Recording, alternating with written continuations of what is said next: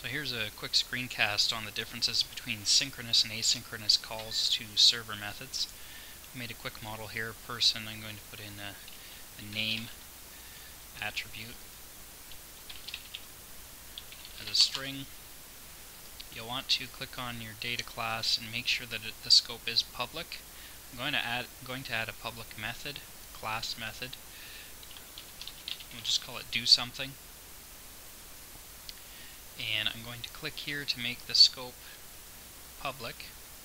You can do it here, or you can just click this little icon. That made it public. I'm going to save the model. Also got an interface page started here. I've just got a button I dragged on. We're going to evaluate a random number when it's clicked. So I'm going to go to Events and go to OnClick. I'm going to show you how to do a synchronous call. They're straightforward. Data store dot the name of your data class, which is person, dot do something, which is the name of your function, and that will actually call the server function. So if we go back to the model, let's modify this method. We're just going to put a debugger in there, which will show that we're actually firing that function. It'll bring up the debugger. Go to Firefox. Actually, I need to start my server first.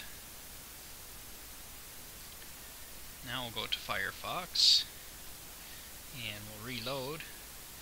There's our button. If we click, we get on my other screen here, hold on a second, the debugger comes up right on the spot where we expected. So it's calling the server function that easily. Okay. Let's do something a little better here. What I'm going to do, and this is for a specific reason. So what a synchronous call might be useful for is very quick, instantaneous calls. Essentially, I'm going to show you the difference here. So we're going to put inside here a function called eval random. And what we're going to do is have it choose a random number.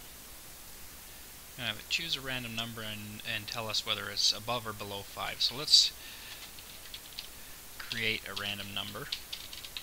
So var random number equals capital math dot floor, and then inside of that math dot random times 11. You can research that command a little bit more, the random and floor and how they combine, but basically this is going to give us a random number between 1 and 10, or 0 to 10. So with that, we're going to go if random number is greater than 5, do this,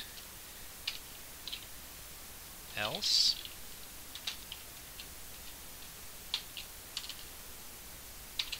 do this. So the first one we will return the number was greater than 5, and then we'll put in plus random number, and that will show us what the actual number was. Else return the number was less than or equal to 5 plus random number.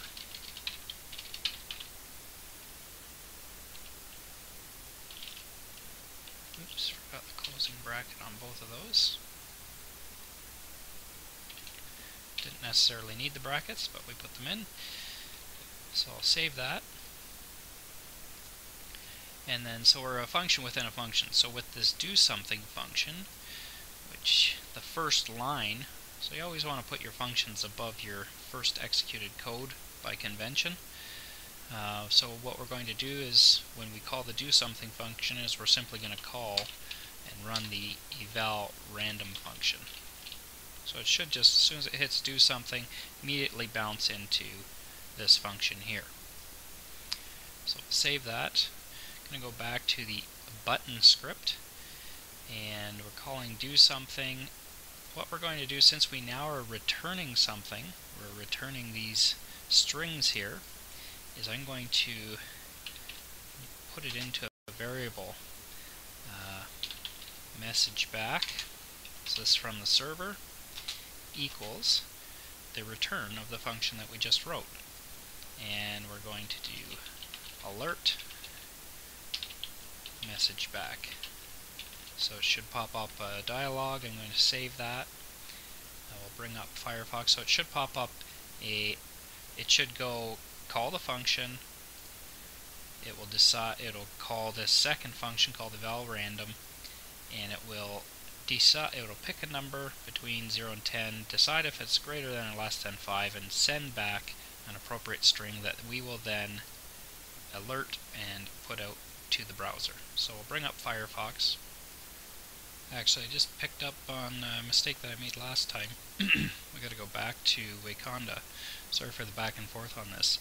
These returns actually are not going to return it to the browser.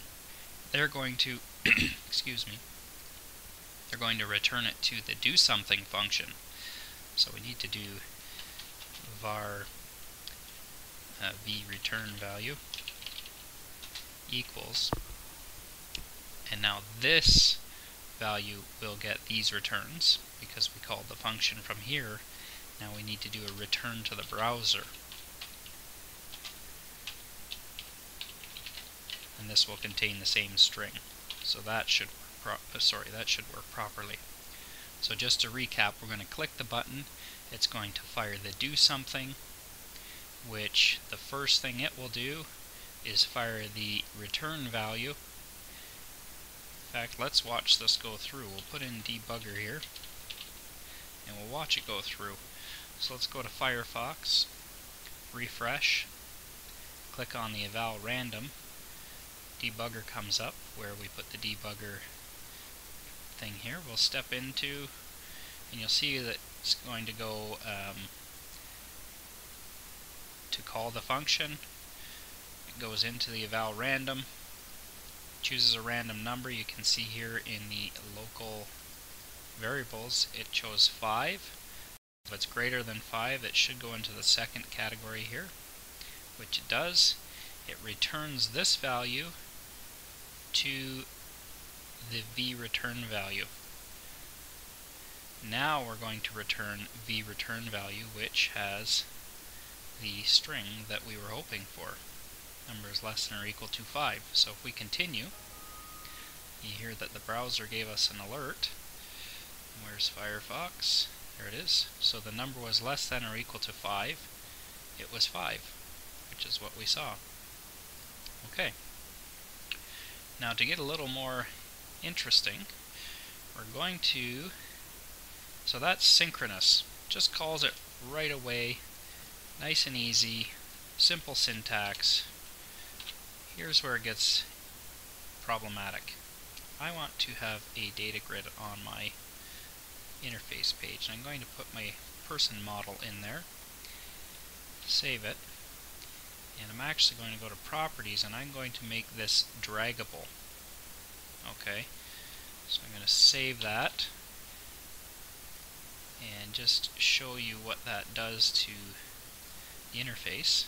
So I've got the same thing, except now I've got a nice draggable grid with people in it. In fact, let's put a person in.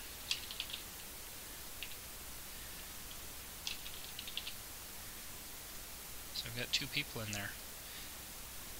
So now we've got some interface we can work with. So I want to show you the whole point of asynchronous calls. I'm going to put you back into Studio. Done with the interface. Is we're going to modify this function to simulate a longer running function. This one will respond real quickly. It's very basic. Let's say, for instance, we did this. So just to simulate a delayed or long-running function, I'm going to put a function up here called nothing at all, and it is going to do nothing at all. But the interesting thing that we're going to do is we're going to do a set timer, which is a delay. Within set timer, you can call a function. So we're going to call nothing at all. We don't need those. And we're going to delay for 5 seconds. I'm going to save that. Now I do have one problem in here. It's not actually set timer. It's set timeout is the actual proper command. Actually, on second thought, better than this way. We're just going to build it right into the functionality we had. Is we're going to get rid of the set timeout altogether, because that's a different command. What we're going to do is inside of the existing function is we're just going to slow things down by putting in a loop with 10,000 iterations. So this will essentially do nothing as well. Let's just put in a quick empty for. So for I equals 0, I less than or equal to, and let's do 10,000. It's going to go through this 10,000 times.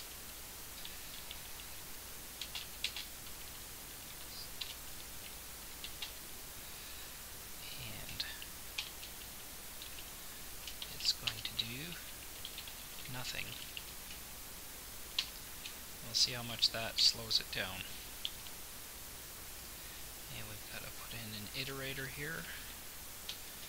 I plus plus, so I'll count up one by one. And sorry, I put a comma here. It's actually supposed to be a semicolon. Should get rid of my yellow line there. So let's see how much that slows it down. If we go back into Firefox. So I did turn off that recording and adjusted this a little bit. We needed to give it a little more heavy lifting to get a proper delay to demonstrate this. So I've actually changed it to 20 million iterations, and I've done a little bit of lifting in here each time around. Var v new number, it takes on a random number. So it's going to loop through this 20 million times, and I did all of that work to do this, which when we reload, when I click it, we're going to get a noticeable but not too long delay, theoretically. There we go. That was a little bit too long. Anyhow, I'm sure you can be patient. So, now that we've got that, let's just put this down to 10 million so we don't have to wait quite so long. Okay, next step is I'm going to show you something, the reason we want asynchronous. If we go back to Firefox, and you remember this wonderful draggable grid we've got, when I click eval random, as it's working, this is no longer draggable. As soon as it's done, we're back. So, not draggable. You can't do anything. This is totally locked down while the function is iterating. Okay, so now let's set it up with an asynchronous mode. I'm going to switch back to Wakanda. And we're going to do this from the button script. So